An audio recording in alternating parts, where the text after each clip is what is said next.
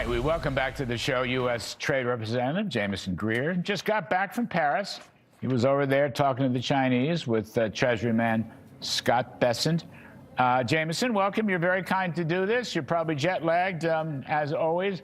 Let me ask you a question. You're talking to the Chinese. In the middle of this discussion, President Trump postpones the summit for 4 or 5 weeks. As I understand it, that's a benign postponement because he wanted to be in Washington as the war continues, and the Chinese didn't have any objections to that. Was that the case when you heard that news, and did they not have objections? Did they take it well? That's right, Larry, and it's good to be with you as always. And we had primed the Chinese for this. The delay in the president's visit has no relation to the trade and economic talks at all. And so when we talked to our counterparts about this, they understood, and the folks in Beijing and the folks back here in Washington are trying to find a new date for some weeks out. And this is a reach, but I just want to ask you. Look, China is a gigantic, I think they're the #1 consumer of Iranian oil.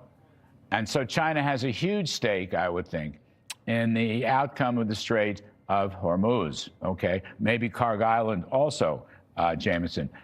Did anyone ever talk to them? Would they join the coalition to open the Strait of Hormuz that President Trump is trying to put together? We haven't had any luck with NATO. That is most disappointing, and according to reports, the president is rightly furious at NATO. But what about China? Might China join that coalition? They have a big stake in the outcome.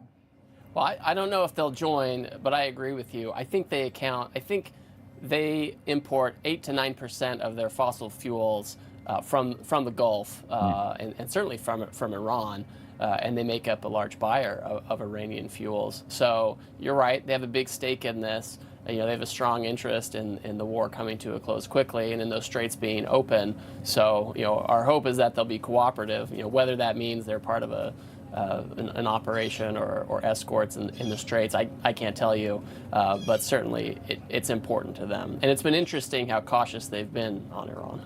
I know they haven't said much. I've noted this before. We've had hardly a peep from the Chinese during this whole war period, which has gone so well for the U.S. and Israel. So, Jamieson, you're talking to them about trade. This is after the Supreme Court decision, one that you and I and the president disagreed with, but there you have it.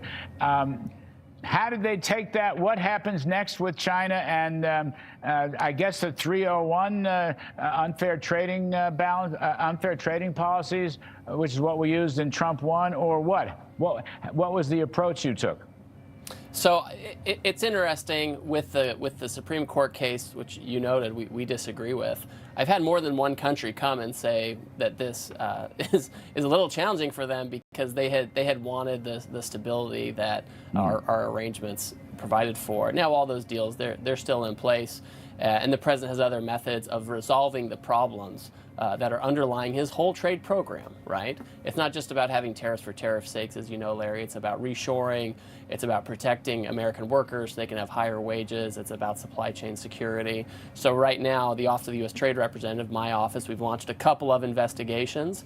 One is about excess capacity, where countries like China or Vietnam or others build too many factories, more factories than the economics demand, and they have more production than demand requires. That's an unfair trading practice because it makes it hard for our producers, our workers, to participate. It makes it hard for our workers to get ahead.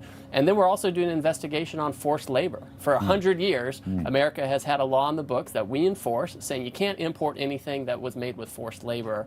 Other countries generally don't have this. And a few countries have a law, but they don't really enforce it.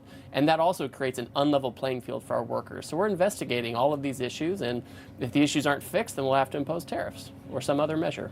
How did you shared this with China, I take it? Yes. Before we even initiated these investigations, all of our major trading partners, we informed them, we let them know. And these investigations are transparent. They provide for consultations with our trading partners. They all understand. So you may see statements out there from trading partners saying they don't like these investigations. The reality with all of it, though, is they're working with us. They understand our concerns. These are the types of practices that drive the trade deficit, among other things. So we're trying to get at the root causes of these, and these investigations provide an opportunity. Well, that's the beauty of reciprocity. Where I've almost lost track. What is the current tariff on Chinese imports on U.S. imports of Chinese goods? What's the current tariff? So I would say the average is probably somewhere around 35, but certain goods, steel, aluminum, autos, it's higher than that. It's 45, 50. So that's where we're looking at with China. It's still higher than the rest of the world. And you're going to leave that in place for the time being. So those are. We have tariffs from Section 301 from the first term that you know all about. Those are still in place. We have national security tariffs on auto, steel, and aluminum. Those are all still in place. And then we have a baseline 10% right now, which is a temporary measure that the president's allowed to have. So those all build on each other, and they protect our economy. Our trade deficit with China went down by 30% last year, 3-0. That's the most we've had a decline in 1 year with China in a really long time. Yeah, great stuff. Well, Jamieson, we're going to let you go and get some rest. We appreciate your coming on. I know you're back from Paris. Good luck. Good luck on the new ventures. We appreciate it. Jamieson Greer, U.S. Trade Rep.